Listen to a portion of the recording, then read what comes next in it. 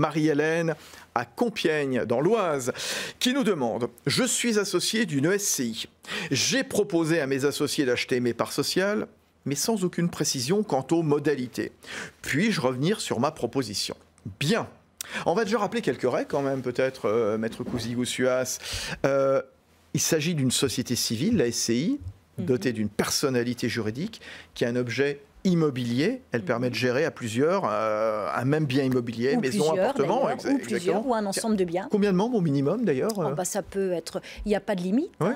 Il en faut plus de deux, il en faut plus d'un en fait. Plus d'un, voilà. De deux, vous pouvez avoir et puis, votre SCI. 512 si on en a envie. C'est quoi les formalités? Qu'est-ce qui rédige les statuts d'une SCI? Alors, les statuts doivent être vraiment rédigés avec attention parce que ça va être la vie de la société. Oui. C'est ça qui va régir les relations des associés entre eux. C'est-à-dire qu'il ne faut pas hésiter à prendre conseil auprès d'un juriste, avocat, notaire, expert comptable ou notaire, bien sûr. Mais ça, il est important de les rédiger plutôt qu'avec attention parce que vous allez pouvoir prévoir des clauses de retrait, comme notre ami, comment on va s'en sortir. Parce que, effectivement, le Code civil prévoit lorsque rien n'est prévu. Mais il est préférable de faire des clauses dans les statuts sur mesure où vous pouvez prévoir comment on va sortir, les moyens de paiement, quelles sont les expertises qu'on va prendre, les experts auxquels on va avoir recours. Tout peut être prévu dans les statuts. Est-ce qu'il y aura des clauses d'agrément?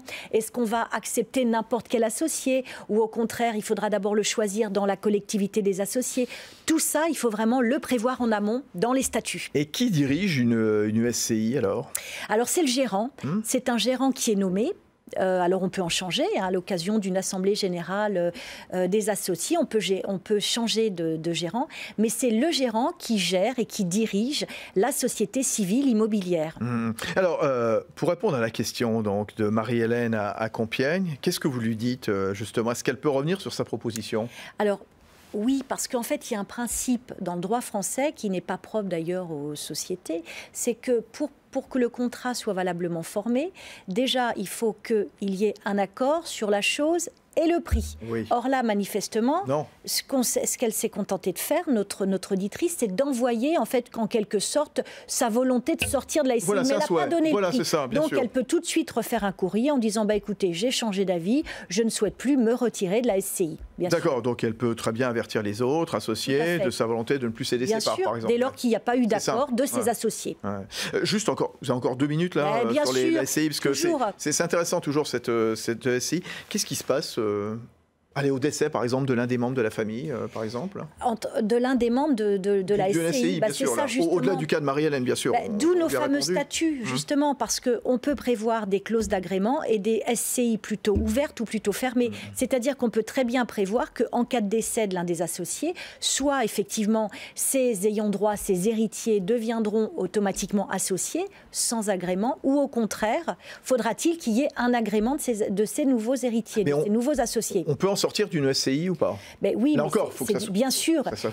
Alors, s'il y a vraiment un blocage, c'est toujours le tribunal de grande instance qui est compétent, qui nommera effectivement un expert pour évaluer la valeur des parts. Mais c'est aussi compliqué que de sortir d'une SCI quand on ne s'entend pas, que de sortir d'une indivision. Dès lors qu'on ne s'entend pas, d'où la nécessité de prévoir de bons statuts, parce que c'est eux qui vont régir l'entente comme la mésentente. Mais c'est avantageux ou pas une SCI? Il y a des avantages et des inconvénients comme dans chaque formule. Mais bien sûr, ça dépend. Alors, on peut utiliser des statuts. Alors, pas seulement à des fins fiscales, Fabrice, mais moi, j'ai beaucoup de mes clients qui utilisent des SCI dans un souci de protection de leur enfant vulnérable, c'est-à-dire pour lui assurer des revenus sans qu'effectivement, il puisse vendre l'appartement sans que ses co-associés ne soient informés. Parce qu'il y a une fiscalité intéressante, là On peut avoir une fiscalité intéressante. En matière de biens locatifs, effectivement, c'est intéressant de prévoir une SCI. BFM Business, le club du droit, passez-moi le notaire.